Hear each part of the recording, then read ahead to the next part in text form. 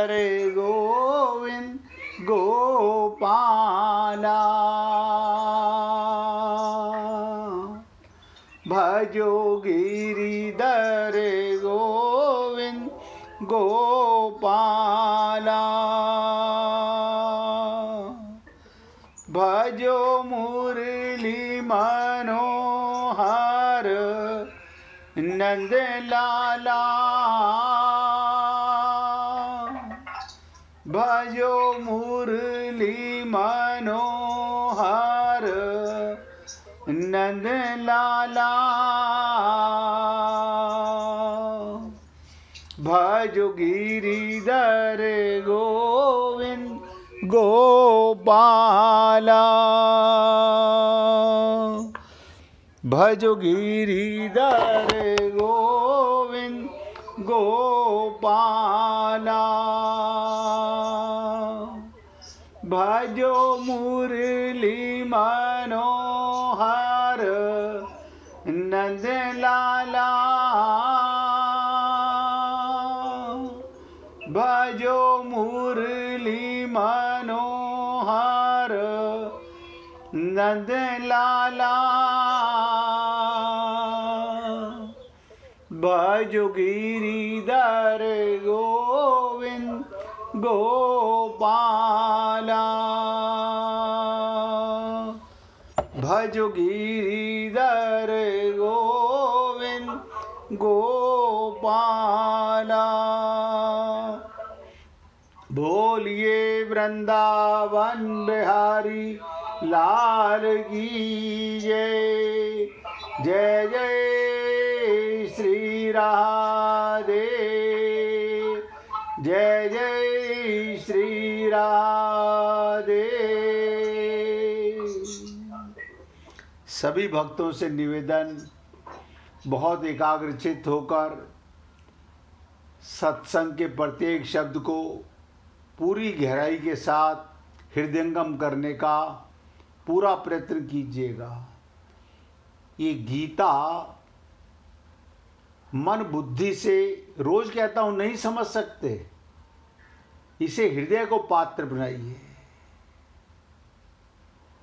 जब तक आपका हृदय पात्र नहीं बनेगा, सुनोगे, समझ आएगा, लेकिन मिट जाएगा, रहेगा नहीं। उस ज्ञान का क्या फायदा जो रहे और मिट जाए।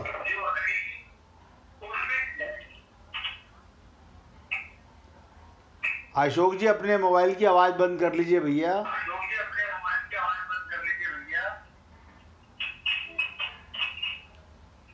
इसलिए सभी पुण्य आत्माओं से निवेदन कर रहा हूं, बहुत एकाग्रता के साथ हृदयंगम करें एक एक शब्द को।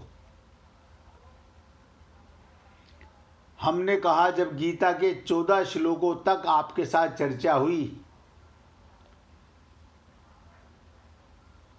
इस अध्याय के प्रारंभ में ही धृतराष्ट्र ने संजय को पूछा कि युद्ध क्षेत्र में मेरे पुत्रों ने और पांडु के पुत्रों ने क्या किया। तो संजय ने दूसरे श्लोक से लेकर 13वें श्लोक तक धृतराष्ट्र के पुत्रों की चर्चा की और इसका उत्तर भी दिया। अब आगे के श्लोक से संजय पांडव पुत्रों ने क्या किया, इसका उत्तर दे रहे हैं।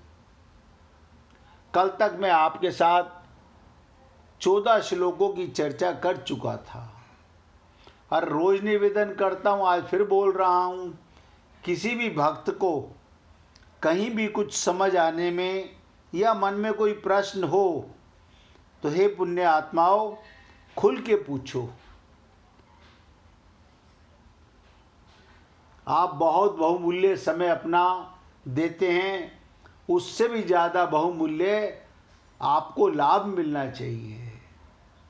और आत्मा को ही मैं मानने वाला जीव बहुत जल्दी परमात्मा के साथ जुड़ जाता है, क्योंकि संबंध का ज्ञान हो जाता है। जब तक हमारा संबंध परमात्मा से नहीं बनेगा, तब तक परमात्मा हृदय में होते हुए भी हमें दूर नजर आते रहेंगे। तो कल पांडवों के पुत्रों की चर्चा पर पहले ही श्लोक में 14वें श्लोक में कहा गया कि अर्जुन को चित्ररथ गंधर्व ने 100 और घोड़े दिए, और इन घोड़ों में विशेषता क्या थी? ये युद्ध कितने ही घोड़े क्यों ना मर जाएं, पर ये संख्या में सदा 100 बने रहते थे। ये पृथ्वी पर स्वर्ग आदि सभी स्थानों में जा सकते थे। इन 100 घोड़ों में 4 घोड़े सफेद रंग के अर्जुन के रथ में जुटे हुए थे। फिर मैंने आपसे निवेदन किया, अग्नि देवता ने अर्जुन को अपना बहुत बड़ा रथ दिया, और क्या उसमें विशेषता थी कि उस एक रथ में 9 बैलगाड़ियों जितना अस्त्र शस्त्र आ सकता था। सोने से मढ़ा हुआ था, तेजोमय था, इसके पहिए बड़े ही दृढ़ एवं विशाल थे, इसकी ध्वजा बिजली के समान चमकती थी। और आपको ये भी बताया गया इसकी भुजा इतनी लंबी थी कि इसमें ना तो कोई बोझ था, ना कभी रुकती थी, और कहीं वृक्ष में अटकती नहीं थी। और इस ध्वज पर हनुमान जी विराजमान थे।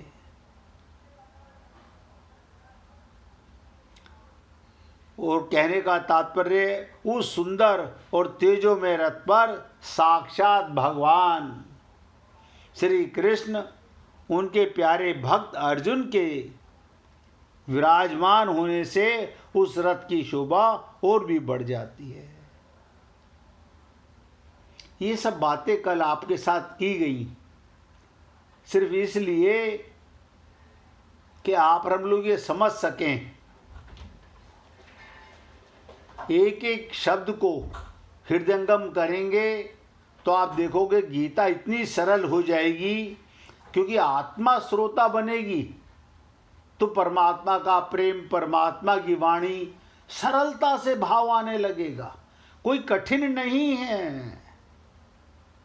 ऐसा भी कभी मत सोचिएगा किसी को संस्कृत आती है तो ही गीता को जान सकता है। ना ना ना ना, अगर आप भगवान के चरण शरण होकर, अपने गुरु के चरण शरण होकर संतों के शब्दों को हृदयंगम करें, लेकिन शर्त यह कि शरणागति, और शरणागति का मतलब होता है मन बुद्धि को गुरु के और भगवान के चरणों में अर्पित कर देना।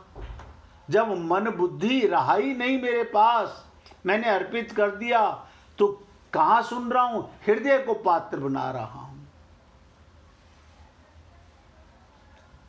कल हमने कहा, इसी श्लोक में एक शंका हुई। पांडव सेना में मुख्य सेनापति धृष्टद्युम्न के रहते हुए सारथी बने हुए भगवान श्री कृष्ण ने पहले शंख क्यों बजाया? कौरवों की सेना में भीष्म पितामह सेनापति हैं, उन्होंने बजाया। इसका समाधान भी आपको बताया गया। भगवान सारथी बने चाहे महारथी बने, उनकी मुख्यता कभी मिट नहीं सकती। वो जिस किसी भी पद पर रहें, सदा सबसे बड़े ही बने रहते हैं। ये सब चर्चाएं कल आपके साथ 14वें श्लोक में की गई, क्योंकि अब हम चर्चा कर रहे हैं कि पांडवों के पुत्रों ने युद्ध में क्या किया। तो सबसे पहले कौरवों के पुत्रों ने क्या किया, ये संजय धृतराष्ट्र को बता रहे हैं। और मैंने ये विशेषता आपको बताई थी कि संजय के पास दिव्य दृष्टि के साथ साथ ये विशेष गुण भी है कि वो सबके मन को भांप कर, जानकर, अपने शब्दों से धृतराष्ट्र को बता रहा है। अब संजय आगे के श्लोकों में, 4 श्लोकों में पूर्व के श्लोक का खुलासा करते हुए दूसरों के शंखनाद का वर्णन करेंगे कि पांडव की तरफ से किस किसने कौन कौन से शंख बजाए।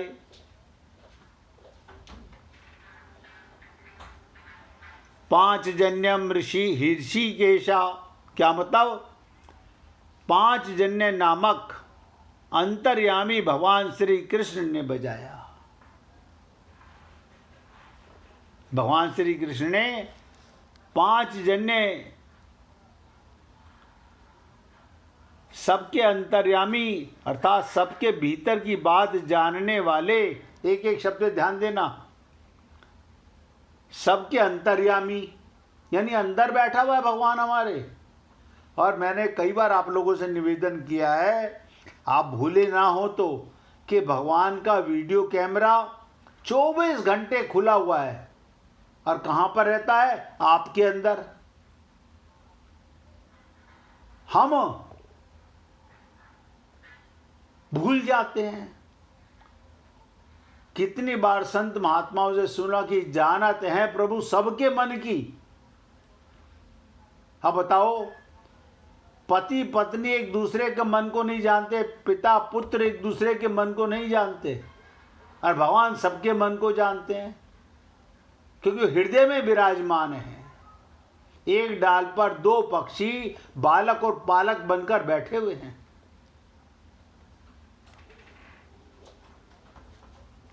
तो साक्षात भगवान श्री कृष्ण ने पांडवों के पक्ष में खड़े होकर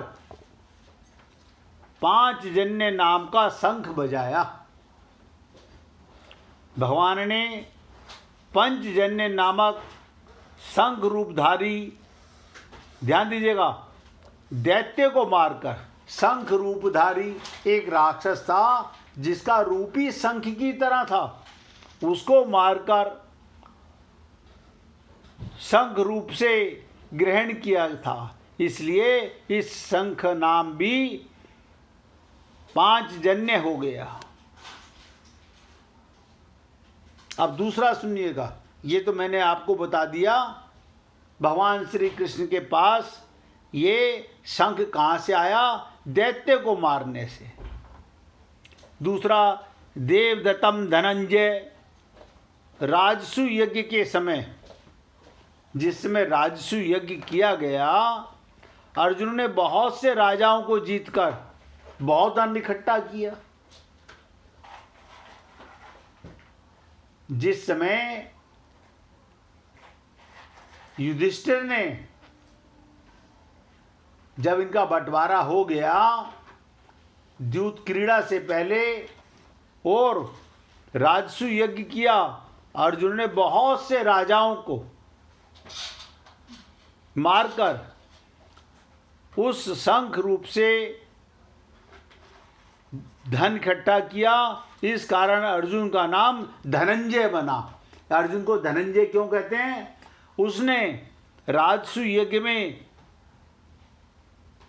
बहुत धन इकट्ठा किया राजाओं से, इसलिए उनका नाम धनंजय पड़ा।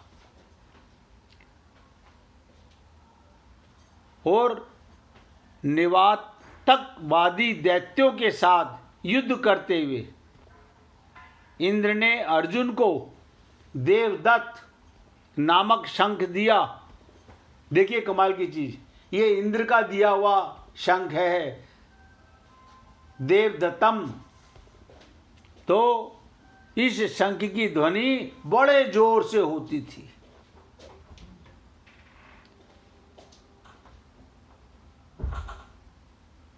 जिससे शत्रुओं की सेना घबरा जाती थी। इस शंख को अर्जुन ने बजाया। पूरे एकाग्रता के साथ सुनेंगे। भगवान श्री कृष्ण ने पंचजन्य शंख बजाया और अर्जुन ने देवदत्तम यानी देवताओं के द्वारा, इंद्र के द्वारा दिया गया। और ये धनंजय का मतलब अर्जुन को ही नाम दिया गया धनंजय।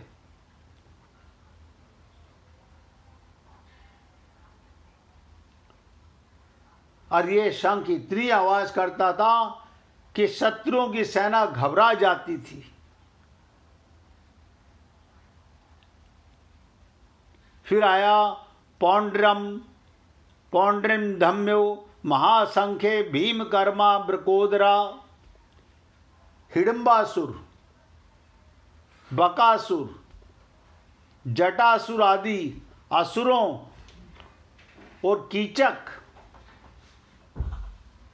जरासंध आदि बलवान वीरों को मारने के कारण भीमसेन का नाम भीमकर्मा पड़ा। जो आप बोलते हो ये भीमकर्मा कौन है? भीष्म का नाम पड़ा। ये कैसे पड़ा? राक्षसों को मारने से।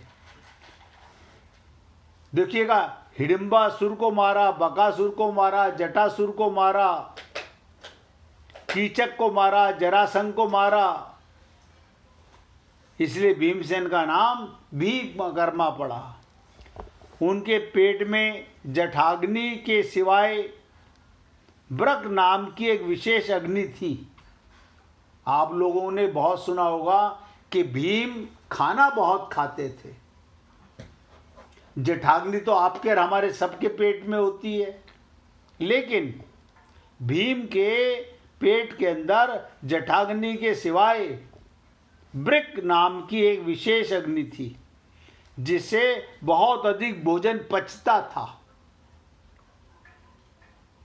इस कारण उनका नाम ब्रकोदर पड़ गया।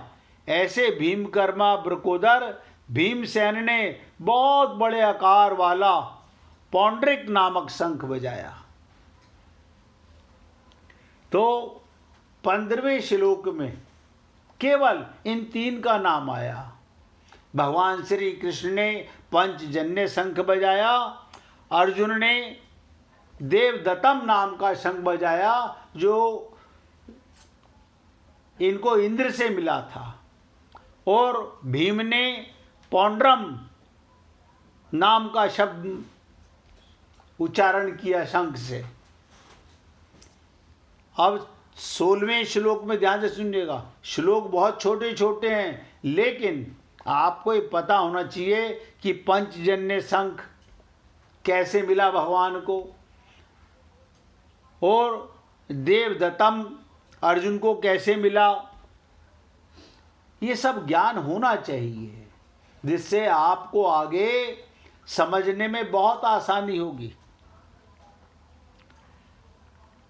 16वें श्लोक में ध्यान से सुनिएगा, कहा गया अनंत विजयम राजा कुंती पुत्रो युधिष्ठिरा नकुल सहदेव सुघोष मणि पुष्प को।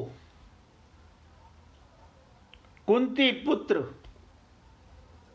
राजा युधिष्ठिर ने, यहां पर नाम आया कुंती पुत्र राजा युधिष्ठिर ने अनंत विजय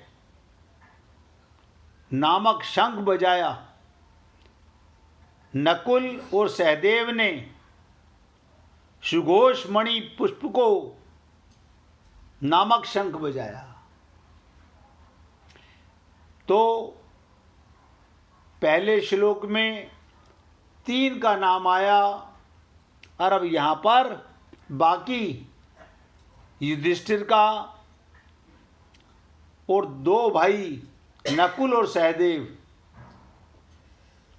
अनंत विजयम राजा सुघोष मणि पुष्प को, अर्जुन भीम और युधिष्ठिर, ये तीनों कुंती के पुत्र हैं। 5 भाइयों में ये 3 पुत्र जो हैं, अर्जुन भीम और युधिष्ठिर, तीनों कुंती के पुत्र हैं, तथा नकुल और सहदेव ये दोनों माद्री के पुत्र हैं।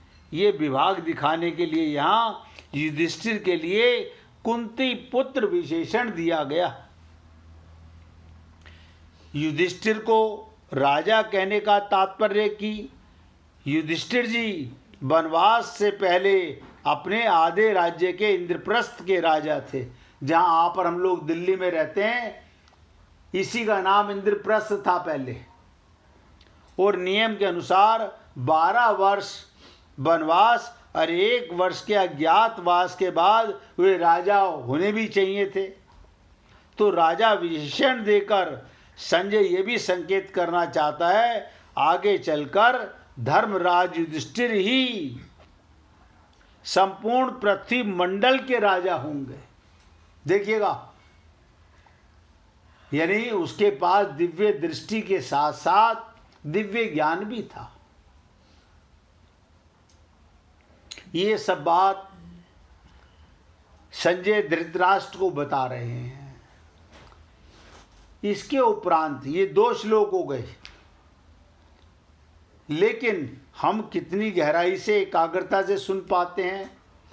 अब 17वां और 18वां श्लोक एक साथ। काश्यश्च परमेश्वासः शिखंडी च महारथा धृष्टद्युम्नो विराटश्च सात्यकी श्राप राजिता। क्या मतलब? देखिएगा, 2 श्लोकों की चर्चा मैंने आपको बता दी। पहले श्लोक में 3 भगवान श्री कृष्ण का बताया गया, अर्जुन का बताया गया और भीम का बताया गया। उसके बाद 3 भाइयों की चर्चा आपको बताई, युधिष्ठिर, नकुल, सहदेव। अब 17वें और 18वें श्लोक में क्या कहा गया? कायश्च परमेश्वः शिखंडी च महारथा धृष्टद्युम्नो विराटश्च सात्यकी श्राप राजिता। हे राजन, श्रेष्ठ धनुष वाले काशीराज, एक एक शब्द ध्यान देना। हे राजन, संजय कह रहे हैं, श्रेष्ठ धनुष वाले काशीराज और महारथी शिखंडी तथा धृष्टद्युम्न एवं राजा विराट और अजय सात्यकी, राजा द्रुपद और द्रौपदी के 5 पुत्रों। ये द्रौपदी के 5 पुत्रों को क्या बताया 18वें श्लोक में? द्रौपदी के 5 पुत्र द्रुपदो द्रौपदेयाश्च सर्वस्य पृथ्वी पीवते सौभद्रस्य महाबाहु शंखानंदमु पृथक पृथक। द्रौपदी के 5 पुत्रों तथा लंबी लंबी भुजाओं वाले, ध्यान दीजिएगा, सुभद्रा पुत्र सौभद्र, सुभद्रा के पुत्र अभिमन्यु, यानी 5 पांडवों के पुत्र अलग अलग और एक सुभद्रा का पुत्र अभिमन्यु। इन सभी ने सब ओर से अलग अलग अपने अपने शंख बजाए। यानी 17वें और 18वें श्लोक में एक साथ चर्चा। क्या कहा? फिर सुनिएगा। हे राजन, श्रेष्ठ धनुष वाले काशीराज और महारथी शिखंडी तथा धृष्टद्युम्न एवं राजा विराट और अजय सात्यकी, राजा द्रुपद और द्रौपदी के 5 पुत्रों तथा लंबी भुजाओं वाले। देखिएगा, अभिमन्यु के लिए क्या नाम आया? लंबी भुजाओं वाले। महाबाहु सौभद्रा, सुभद्रा के पुत्र अभिमन्यु, इन सभी ने सब ओर से अलग अलग अपने अपने शंख बजाए। महारथी शिखंडी बहुत सूरवीर थे। और ध्यान दीजिएगा, ये पहले जन्म में स्त्री, क्या मतलब?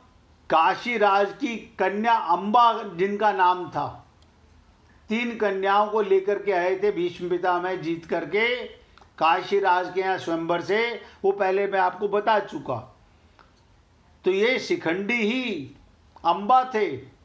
और इस जन्म में भी राजा द्रुपद को पुत्री रूप से प्राप्त हुए थे। काशी राज की पुत्री ही आगे चलकर द्रुपद को भी पुत्री रूप से प्राप्त हुई। आगे चलकर वही शिखंडी स्थूणाकर्ण नामक यक्ष से पुरुषत्व प्राप्त करने का पुरुष बने। यानी ये पुरुष बन गए थे। कैसे बन गए थे? स्थूणाकर्ण नामक यक्ष से पुरुषत्व प्राप्त किया। भीष्म जी इन सब बातों को जानते थे और शिखंडी को स्त्री समझते थे।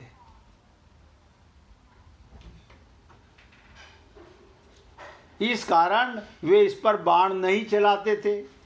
अर्जुन ने युद्ध के समय, बहुत ध्यान से सुनिएगा, अर्जुन ने युद्ध के समय इसी को आगे करके भीष्म जी पर बाण चलाए और उनको रथ से नीचे गिराया था। और अर्जुन का पुत्र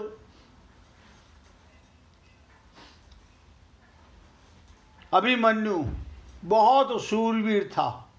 युद्ध के समय इसने द्रोण निर्मित, ध्यान दीजिएगा, युद्ध के समय द्रोण निर्मित, क्या मतलब द्रोणाचार्य द्वारा बनाए गए चक्रव्यूह में घुसकर अपने पराक्रम से बहुत से वीरों का संहार किया था। अंत में कौरव सेना के, ध्यान दीजिएगा, कौरव सेना के 6 महारथियों ने इसको अन्यायपूर्वक घेरकर इस पर अस्त्र शस्त्र चलाए। और इसकी मृत्यु किसके कारण हुई? दुशासन के पुत्र, दुशासन पुत्र के द्वारा अभिमन्यु के सर पर गदा प्रहार होने से इसकी मृत्यु हो गई। संजय ने शंखवादन के वर्णन में कौरव सेना के शूरवीरों के केवल भीष्म जी का ही नाम लिया और पांडव सेना के शूरवीरों में से भगवान श्री कृष्ण, अर्जुन, भीम आदि 18 वीरों का नाम लिया। अब ध्यान से सुनिएगा, संजय ने कौरव सेना में केवल भीष्म जी का नाम लिया, लेकिन पांडव सेना में 18 वीरों का नाम लिया। भगवान श्री कृष्ण का, अर्जुन का, भीम का, ये 18 योद्धाओं के नाम लिए। इससे ऐसा प्रतीत होता है संजय के मन में, अब ध्यान दीजिएगा, ऐसा नजर आना चाहिए कहीं पार्शियलिटी तो नहीं है, अधर्म के पक्ष तो नहीं कर रहे हैं। उन्होंने मन में अधर्म के पक्ष, कौरव सेना का आदर नहीं किया, इसलिए वो अधर्म के पक्ष का अधिक वर्णन करना उचित नहीं समझते। परंतु उनके मन में धर्म के पक्ष पांडव सेना का आदर होने से और भगवान श्री कृष्ण तथा पांडवों के प्रति आदर भाव होने से वे उनके पक्ष का ही अधिक वर्णन करना उचित समझते हैं और उनके पक्ष का वर्णन करने में ही उनको आनंद आ रहा है। आप देखिएगा, जिस किसी को जिस चीज में आनंद आता है वो उसी की चर्चा करता है। यहां पर संजय सुना तो रहे धृतराष्ट्र को, दिव्य दृष्टि दिए वेद व्यास ने, और ये भी कहा है इसके पास दिव्य ज्ञान भी है और ये सब योद्धाओं के मन को पढ़कर आपको सुनाएगा। क्यों? ये वहां तो लाइव होगा नहीं देखने के लिए, लेकिन यहीं से दूर दृष्टि से जैसे भगवान सबके मन को पढ़ लेते हैं, जान लेते हैं, ऐसे ही संजय भी जान लेते थे। तो ये मैंने आपके साथ थोड़ी सी देर में 15वें श्लोक की, 16वें श्लोक की, 17वें और 18वें श्लोक की, क्योंकि इसमें ज़्यादा चर्चा वाली बात थी नहीं, केवल योद्धाओं के नाम थे, उनके शंखों के नाम थे और 18 सूरवीर जो पांडव सेना में थे उनका चर्चा की गई। तो पांडव सेना के शंख वादन का कौरव सेना पर क्या असर हुआ, आप ध्यान दीजिएगा। उन्होंने शंख बजाए तो सारी कौरव सेना के अंदर जोश भर गया। यहां पर हमारे पकड़ने की बात क्या है कि कौरव सेना में भीष्म पितामह ने शंख बजाए। जैसे ही भगवान भीष्म पिता ने शंख बजाया, सारी कौरव सेना में जोश आ गया। लेकिन पांडवों को कोई घबराहट नहीं हुई, उनके हृदय पर कोई भी किसी प्रकार का असर नहीं हुआ। लेकिन ये 18 योद्धाओं ने जब भगवान सहित शंख बजाया तो संजय 19वें श्लोक में ये चर्चा बताएंगे। इससे पहले आप भगवान का एक बार कीर्तन करेंगे। हरे कृष्ण कृष्णा कृष्णा हरे हरे,